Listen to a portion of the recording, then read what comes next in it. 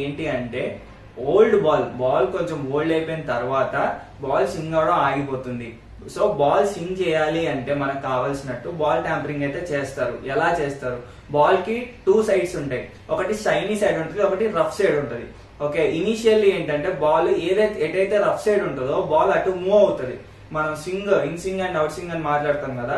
So ball ఎటు move అవ్వాలనుకుంటే bowler అట్లా పట్టుకుని వేస్తాడు. సో ఎటైతే కొంచెం రఫ్ గా ఉంటుందో అటు సైడ్ కి అయితే బాల్ మూవ్ అవుద్ది ఇనిషియల్లీ.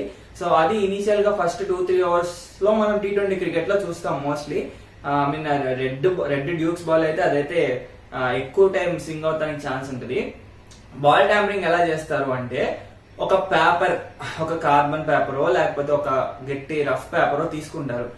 ఎటైతే వాళ్ళకి బాల్ మూవ్ అవ్వాలని అనుకుంటారో జేబులో ఆ పేపర్ పెట్టుకుని ఎక్కడో చోట ఆ పేపర్ అయితే పెట్టుకొని ఆ బాల్ ని తీసుకుని రుద్దుతారు బాగా. అంటే ఆ రఫ్ సైడ్ ఏదైతే ఉందో దాన్ని సాఫ్ట్ గా చేంజ్ చేయడం కోసం దాన్ని రుద్దుతారు.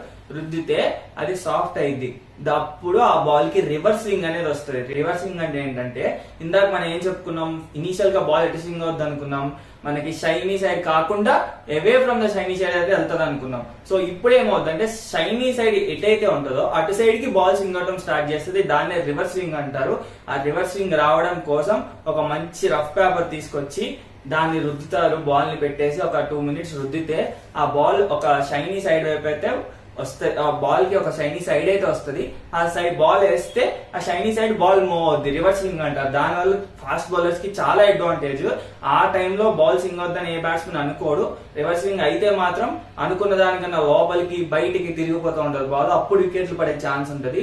సో బౌలింగ్ టీమ్ కొంచెం బాల్ ఓల్డ్ అయిన తర్వాత ఇలా ఏదో ఒకటి చేసి, ఇదైతే క్రికెటింగ్ రూల్స్ ప్రకారం ఇది తప్పు, అలా చేయకూడదు. అంపైర్స్ అన్ని చూస్తే చాలా పెద్ద ప్రాబ్లం అవుతుంది. సో అది తప్పు, అలా చేయకూడదు క్రికెటింగ్ రూల్స్ ప్రకారం. బట్ వికెట్స్ కావాలి అంటే టెస్ట్ క్రికెట్ లో మనం ఆల్రెడీ ఒకసారి చూసాం. స్మిత్, వార్నర్ ఇట్లా చేసి బ్యాన్ అయ్యారు, ఇట్లా బాల్ ట్యాంపరింగ్ చేసి. సో బాల్ ట్యాంపరింగ్ అంటే ఇది. ఒక ఉన్న బాల్ ని వాళ్ళు కావాల్సినట్టు మార్చుకోవడానికి బాల్ ట్యాంపరింగ్ అని వాడతారు. ఏదో ఒక ఆబ్జెక్ట్ తీసుకొని దాన్ని కొంచెం రుద్దుతారు, షైనీ సైడ్ గా మార్చి వాళ్ళ సైడ్ అంటే బాల్ అనుకున్న సైడ్ స్వింగ్ చేయడానికి ట్రై చేస్తారు బౌలర్స్. దానికోసం కెప్టెన్ కూడా హెల్ప్ చేస్తాడు. కెప్టెన్ లేకుండా ఓన్లీ బౌలర్ ఇది చేయడు, కెప్టెన్ కి తెలియకుండా. సో ఇది బాల్ ట్యాంపరింగ్ అంటే యాక్చువల్ గా ఇది. సో మొన్న జరిగిన వీడియో ఏదైతే బయటకు వచ్చిందో ఖలీల్ అహ్మద్ అండ్ రుతురాజ్ గైక్వాడ్ కలిసి చేసింది first over of the match.